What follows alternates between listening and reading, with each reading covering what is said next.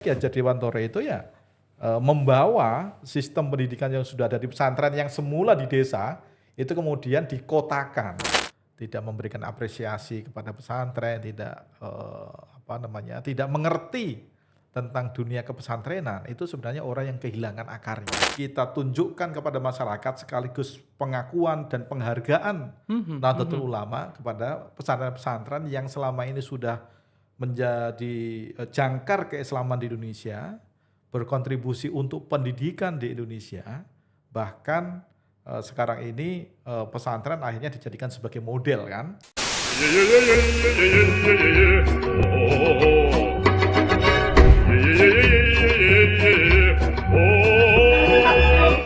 Assalamualaikum warahmatullahi wabarakatuh. Jumpa lagi dengan saya Ahmad Rozali di Kopi dan Veci. Kita akan berbincang santai tentang seputar satu abad NU. Jadi kita tahu Nahdlatul Ulama sudah memasuki satu abad dan untuk merayakannya kita banyak sekali agenda yang dikerjakan oleh pengurus Nahdlatul Ulama dari tingkat pengurus besar Nahdlatul Ulama, wilayah, cabang, dan sampai ranting. Nah, ada 9 yang dikerjakan yang secara besar dilaksanakan oleh pengurus besar Nahdlatul Ulama. Kemarin kita ingat ada Religion of 20, lalu kemudian ada NU Women, NU Tech, dan seterusnya. Nah, salah satu dari 9 itu juga adalah Anugerah Satu Abad Nahdlatul Ulama. Ini salah satu dari rangkaian yang keseluruhan rangkaian itu akan dimeriahkan atau ada puncaknya yaitu pada tanggal 7 Februari tahun 2023 tahun ini di Stadion Delta.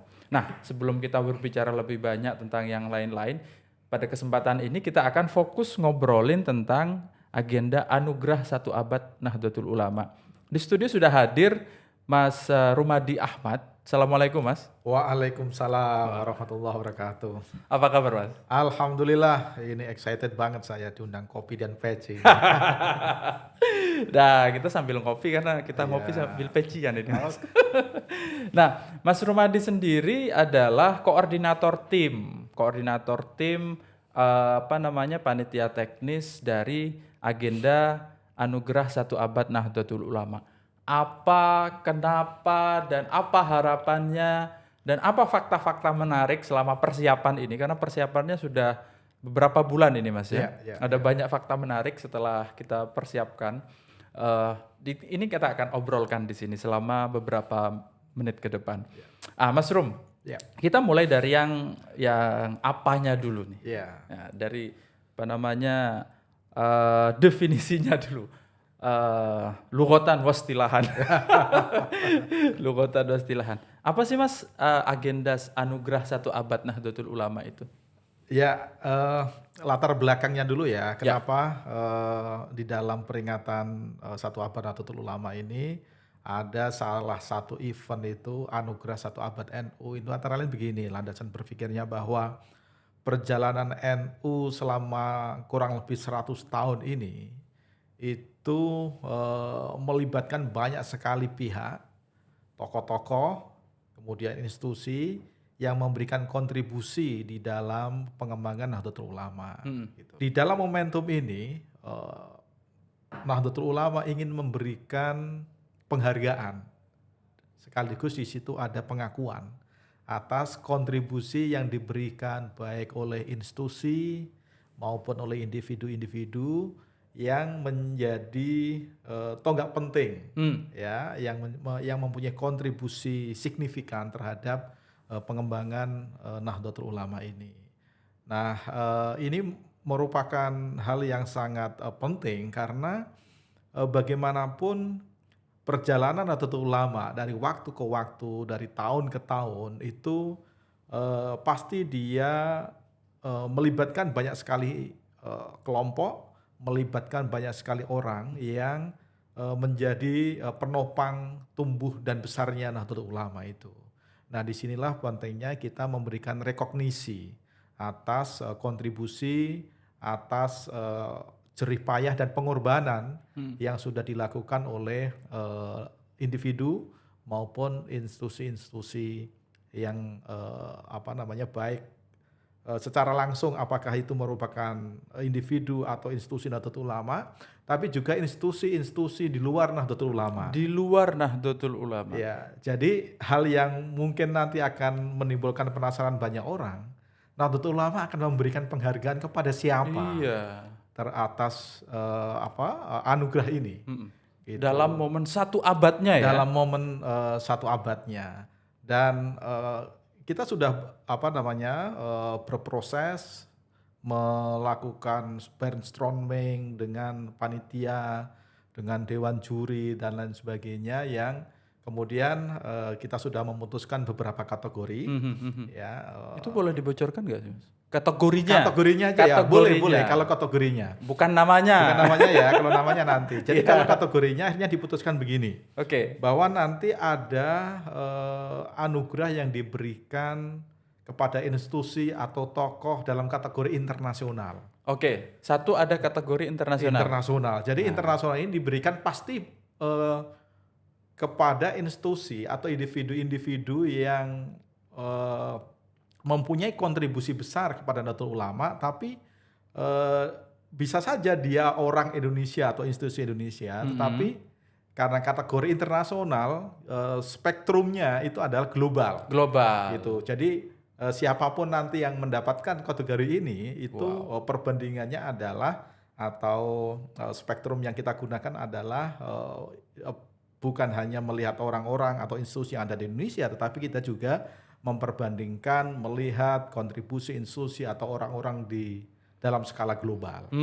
Gitu. Oke, yang pertama ini bocorannya ini ternyata ada kategori internasional. Wah, ini dia menarik sekali. Tadi ada kategori yang di luar NU juga. Yang internasional ini juga clue-nya begini, Mas. Di samping ini ada bocorannya dikit lagi. Di samping ke skalanya global, bukan hanya diberikan kepada individu yang masih hidup, tetapi juga bisa diberikan kepada individu atau individu yang sudah tidak ada.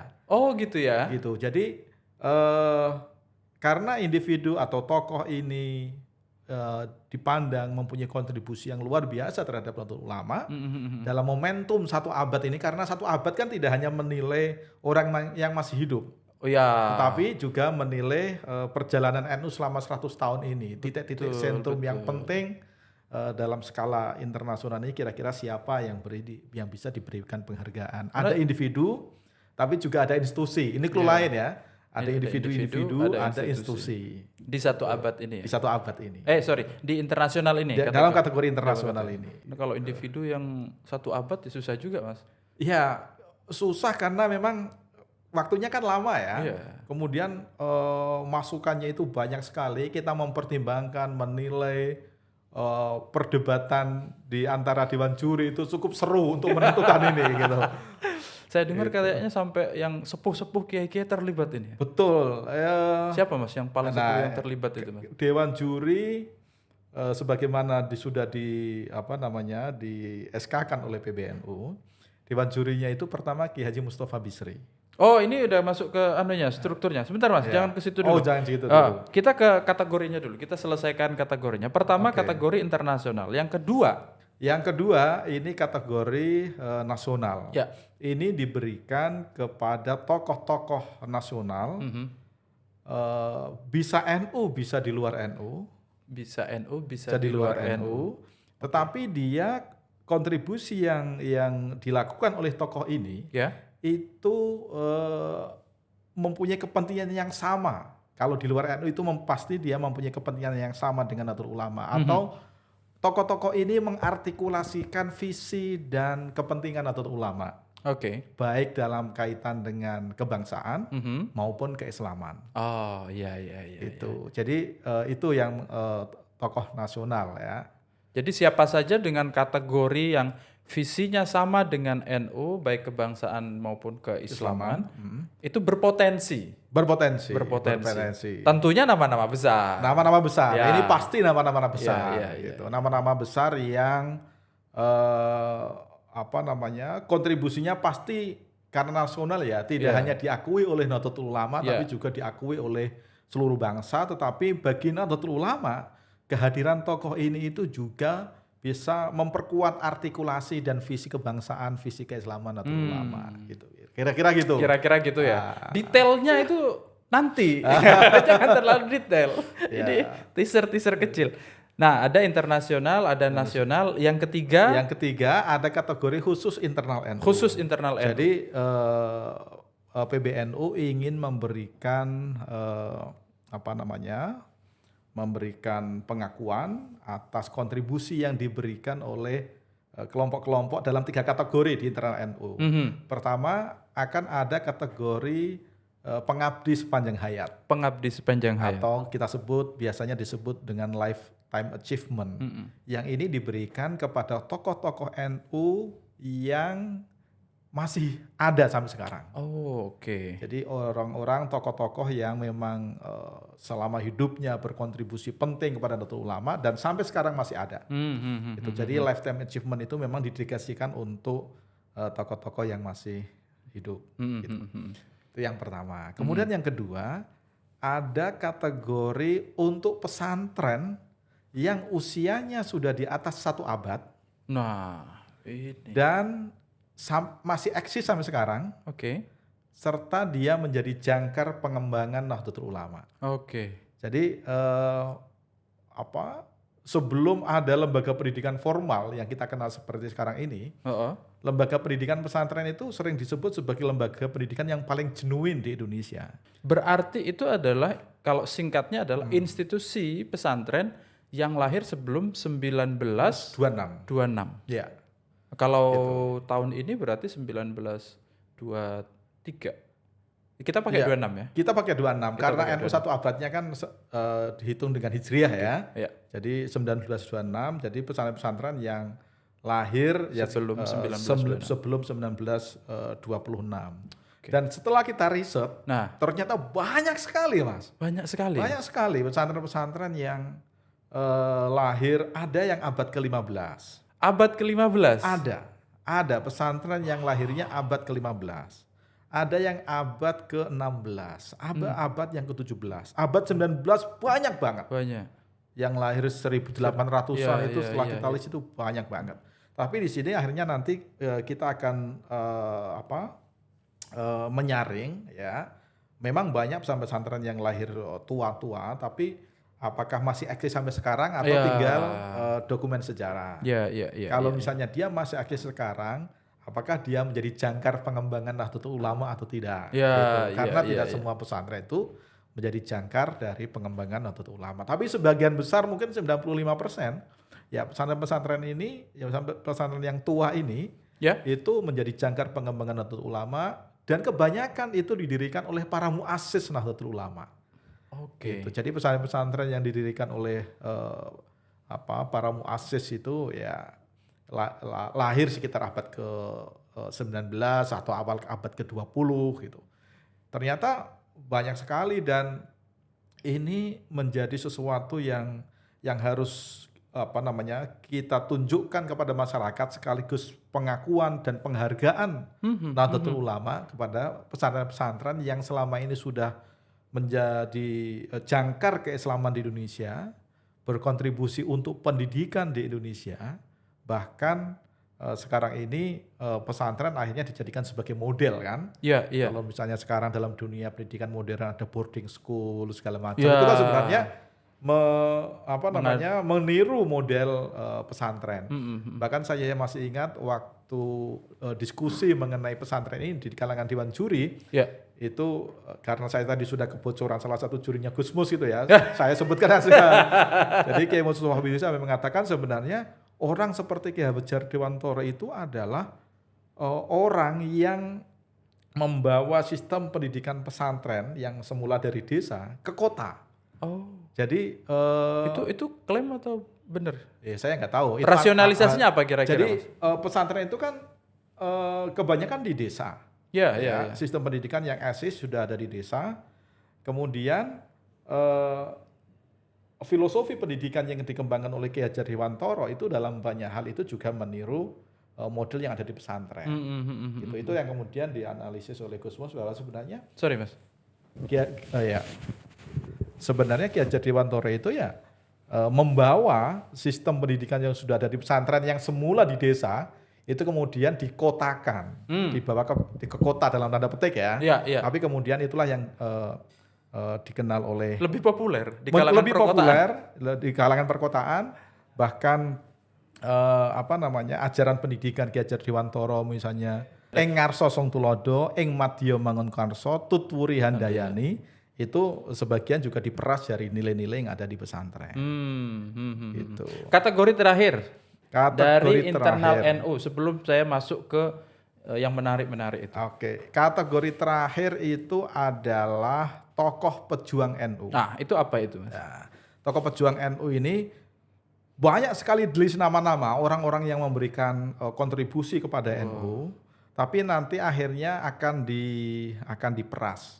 Dari sekian banyak tokoh itu penghargaan 1 abad ini diberikan kepada siapa? Betul, betul. Gitu. Jadi tokoh pejuang NU ini adalah tokoh-tokoh yang mempunyai kontribusi paling signifikan terhadap Nahdlatul Ulama gitu. Nah, Itu bisa berdebat panjang itu, Mas?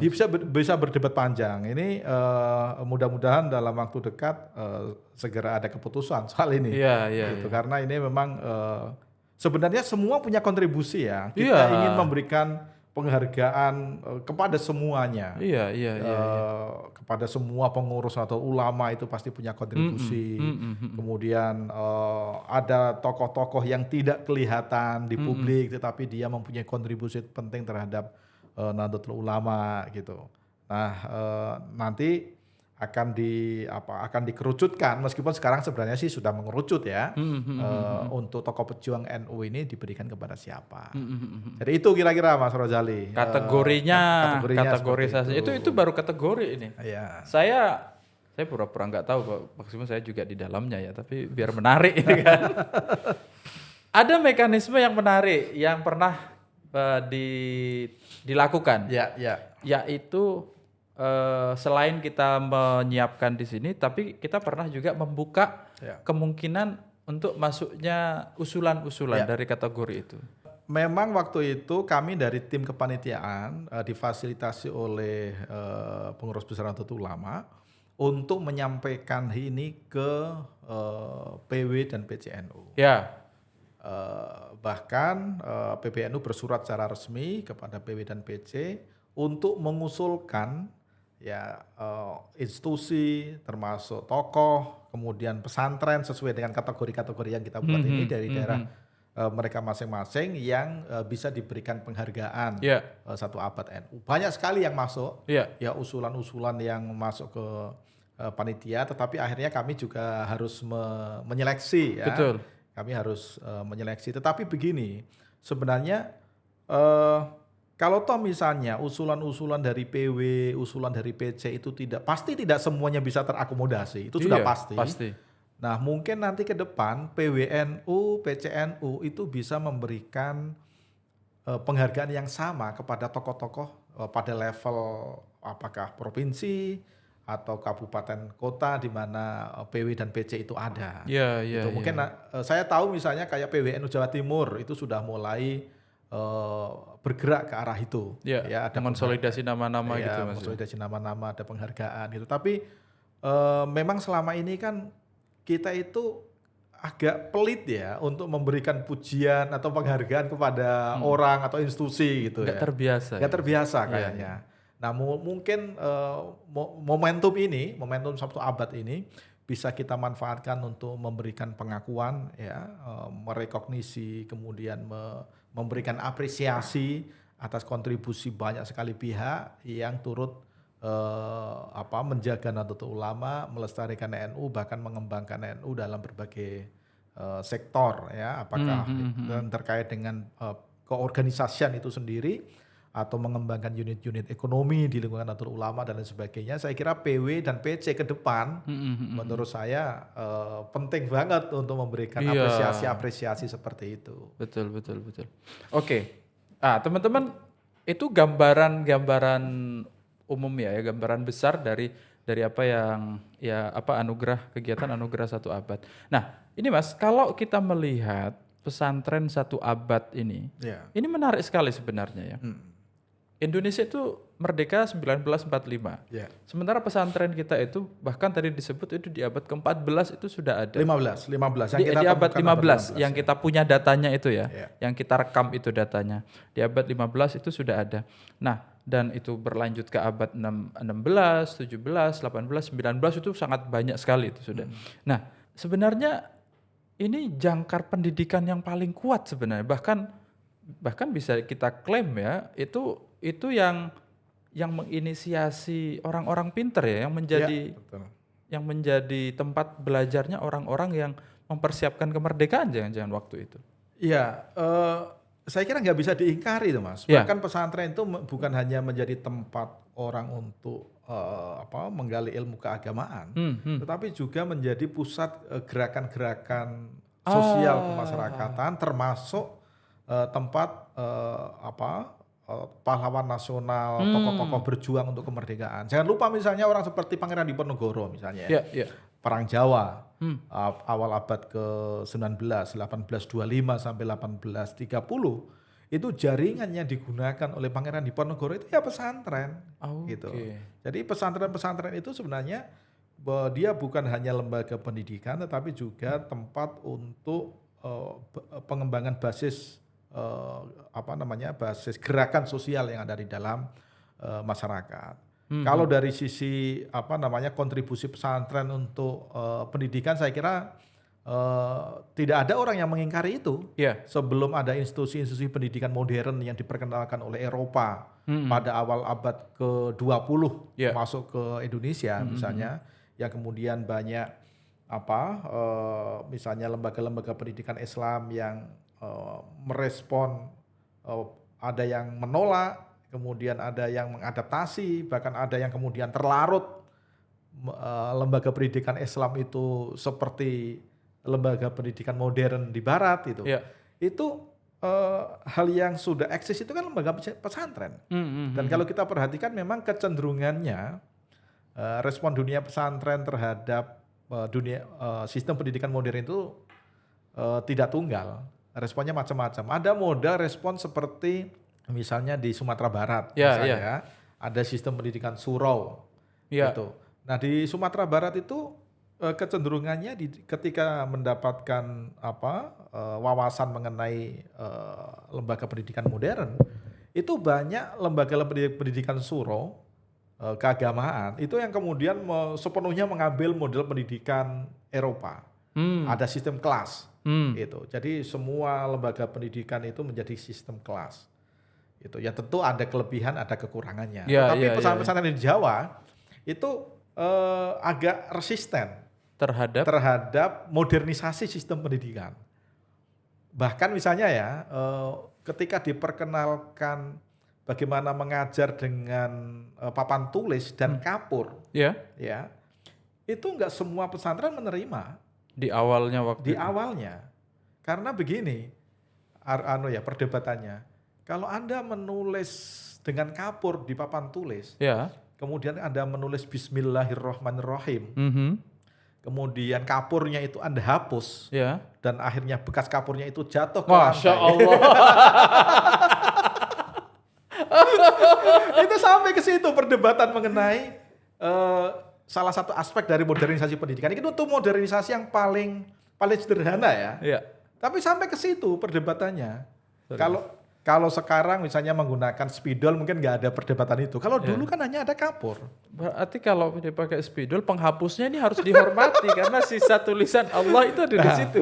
Jadi tokoh-tokoh pesantren itu, kiai pesantren memperdebatkan soal modernisasi pendidikan, bukan hanya sistem klasikalnya, tetapi juga alat yang digunakan untuk mengajar. Salah satunya soal itu tadi.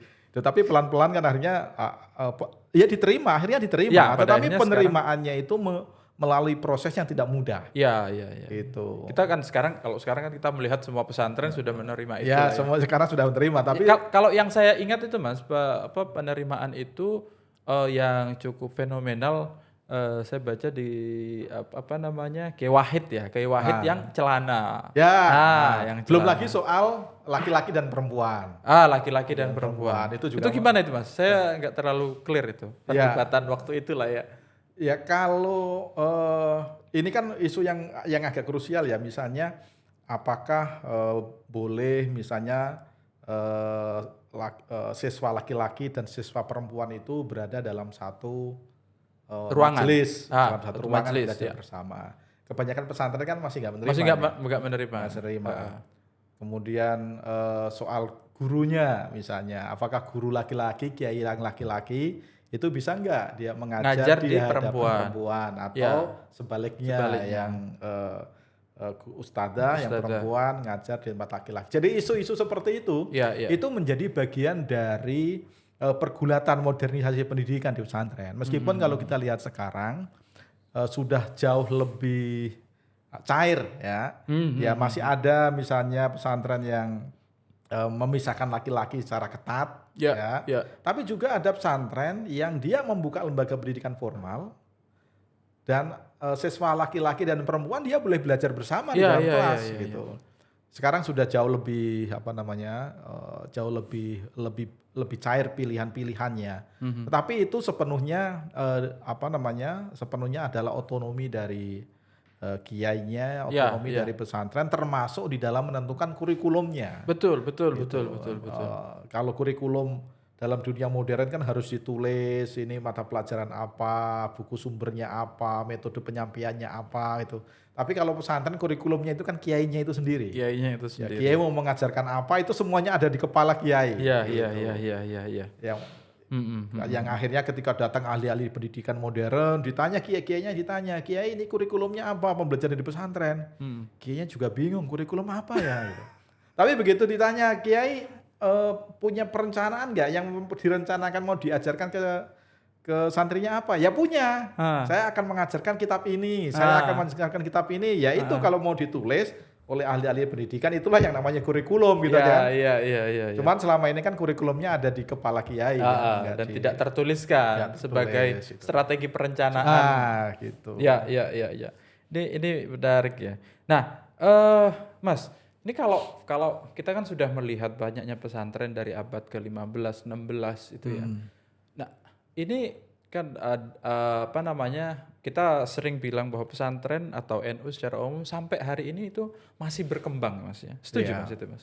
Ya, Sebagai sebuah jangkar organisasi. pengembangan Nahdlatul Ulama itu ya memang pesantren. Iya, maksudnya masyarakat penerimaan masyarakat Indonesia itu semakin besar terhadap NU dengan jumlah pesantren yang semakin banyak, institusi pendidikan kita semakin banyak, yang umum juga semakin banyak, yang mengaku NU juga semakin banyak. Ya. Itu benar Mas ya, kelihatannya. Sejauh survei-survei studi mengenai hal ini, fakta datanya begitu. Iya, iya. Jadi orang yang merasa punya hubungan batin atau merasa menjadi bagian dari Nahdlatul Ulama itu semakin banyak gitu. Dan kalau kita lihat institusi-institusi pendidikan NU, kemudian pondok pesantren itu kan juga perkembangannya luar biasa.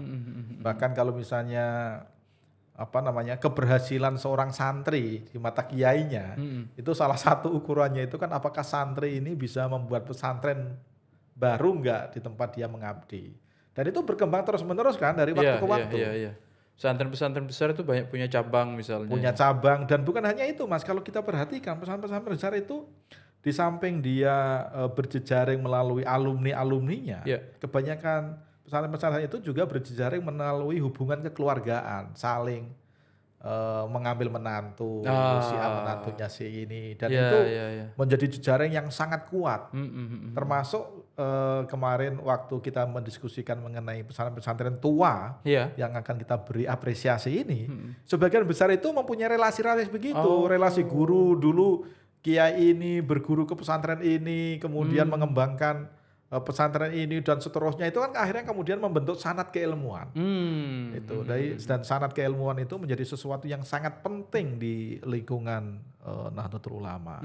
Dia belajar kepada siapa, ke pesantren mana, kemudian kiainya dulu berguru kepada siapa.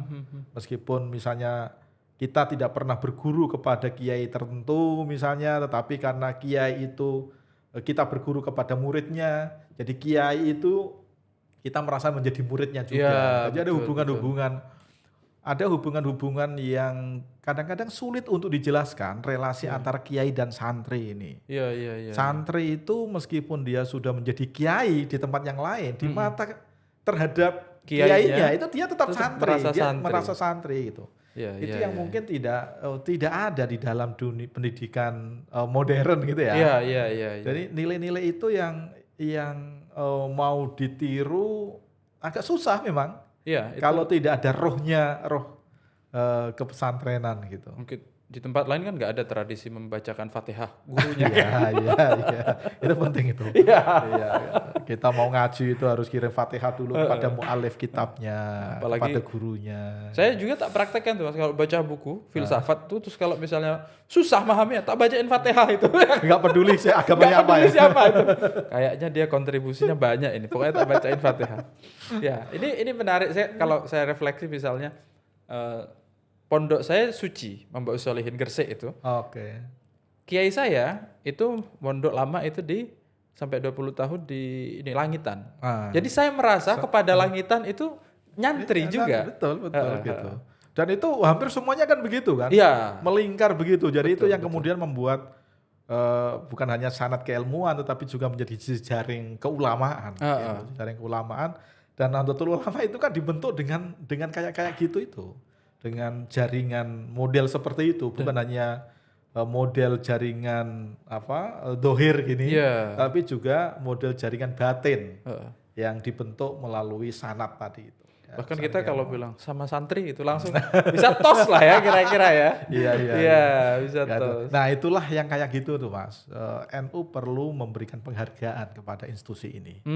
Kita harus berani menyatakan secara terbuka bahwa pesantren, pondok pesantren itu mempunyai kontribusi penting terhadap Nahdlatul Ulama, dan kalau ada pesantren yang usianya sudah di atas 100 tahun gitu, itu kan nggak bisa dianggap enteng. Betul. Pesantren yang sudah ratusan tahun, ada yang 200 tahun, bahkan yang tadi yang awal abad ke-15, saya nggak harus menyebutkan ya, nanti kalau saya sebutkan kan membocorkan. Iya, betul. Itu masih hidup sampai sekarang. Dan pesantren itu yang dulu tempat ngajinya kiai-kiai NU ke situ, ada yang ngaji ke situ, kemudian kiai yang dulu ngaji itu menelurkan santri yang kemudian membuat jejaring seperti yang saya sebutkan. Gitu. Jadi Islam Indonesia itu dibentuk melalui proses seperti itu. 6 abad Mas ya. Iya. Apa doanya itu? Itu luar biasa itu kalau nggak keberkah itu nggak ada. Itu keberkahan luar biasa. Itu. Mana itu? Iya. Jadi kalau orang Indonesia terutama yang bergerak di dunia pendidikan tidak memberikan apresiasi kepada pesantren, tidak mengerti tentang dunia kepesantrenan, itu sebenarnya orang yang kehilangan akarnya. Ya, dia tidak tahu sejarah. Nggak tahu sejarahnya. Dan harusnya kita bangga ya menyebut pesantren itu karena itu usianya sudah eksis sudah lama sekali. Yeah. Tapi by the way kan kadang-kadang kita itu mengamini bahkan ya pesantren itu adalah institusi kedua, opsi apa namanya ya, pilihan alternatif gitu-gitu ya. Itu kayaknya dari dulu saya itu sering diskusi itu. Kenapa itu ada dan kita kadang-kadang amini? Apa gara-gara ada klasifikasi priai abangan sama ini dulu ya gitu. Sebagian itu, tapi sebagian yang lain juga karena situasi dunia juga berubah kan. Juga berubah. Ketika terjadi proses modernisasi pendidikan secara masif gitu ya. Kemudian institusi pendidikan dituntut harus lebih formal, gitu. Harus ada model klasikalnya. Sebenarnya model klasikal itu kan model pendidikan yang diperkenalkan oleh Barat, oleh Eropa pada awalnya. Karena di pesantren itu kan dulu kan ya siapa aja boleh mengaji bareng-bareng, nggak ada kelasnya. Gitu. Tapi kemudian dibuat model klasikal, kelas 1, kelas 2, kelas 4 dan seterusnya. Dan harus ada model yang lebih formal. Makanya kan kemudian dibuat kategori. Ada pendidikan formal, ada pendidikan non formal, ada pendidikan informal. Nah, pesantren itu biasanya disebut sebagai pendidikan non formal. Yang formal itu yang institusi-institusi sekolah resmi, di bawah pesantren itu. Ya.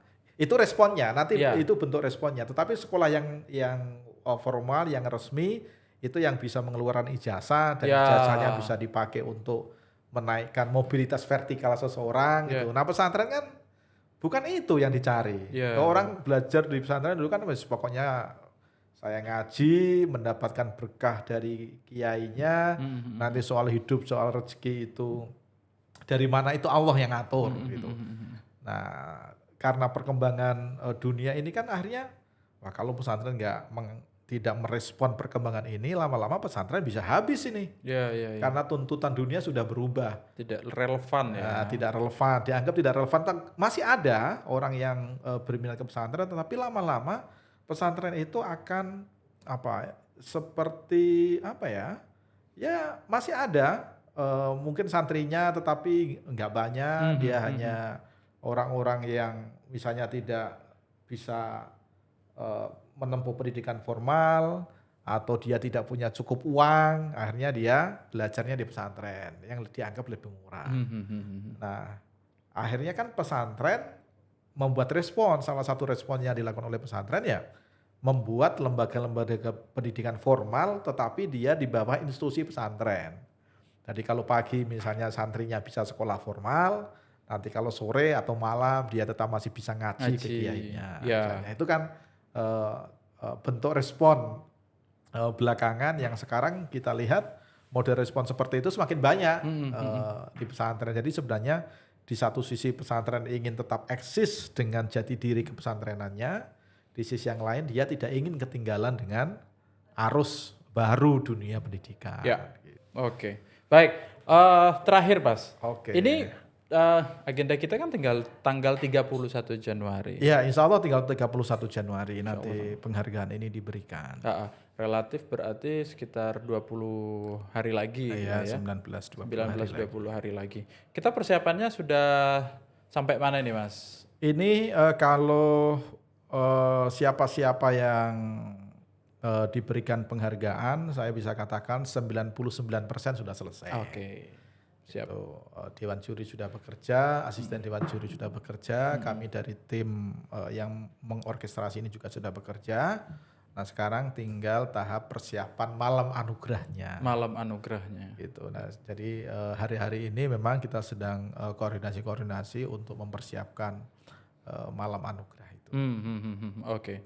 Kita akan melihat banyak penganugerahan ini kayaknya. Ya mudah-mudahan nanti semua yang akan mendapatkan anugerah itu bisa kita beritahu, kita undang, gitu. Ya. Dan mudah-mudahan nanti bisa hadir langsung Mas ya. Bisa hadir langsung dan bisa menerima penghargaan dari PBNU. Untuk update-nya ini akan terus diupdate di kanal medianya Nahdlatul Ulama ya. Waktunya, tempatnya, terus boleh hadir atau tidak, rame-rame kan biasanya orang NU gitu Mas. Iya, sampai kalau ngundang misalnya nanti pesantren kita undang paling kan hanya pengasuhnya untuk menerima, tapi ya saya nggak yakin misalnya hanya pengasuh itu mungkin apa enggak itu. Pasti ada pasukannya gitu. Ada pasukannya, minimal satu mobil lah itu. Iya. Tapi kalau dekat-dekat itu. Iya. Oke. Ya, baik Mas, terima kasih atas kehadirannya. Ya, sama-sama. Semoga agenda ini lancar sampai akhir. Ini bagian dari 1 abad NU di mana kita mesti berbahagia ya, harus berbahagia bahwa organisasi kita itu sudah mencapai 1 abad dan itu bukan perkara yang mudah tentunya. Bayangkan dari abad ke-15 itu sudah ada ya institusi pesantren itu. Jauh sebelum negara ini ada, institusi pendidikan formal ada, kita sudah mewarnai dan kita harus berbangga sebagai bagian dari organisasi yang kita cintai ini. Kita jumpa lagi di waktu yang akan datang, di episode-episode yang akan datang. Wallahul muwaffiq ila aqwamit thoriq. Wassalamualaikum warahmatullahi wabarakatuh.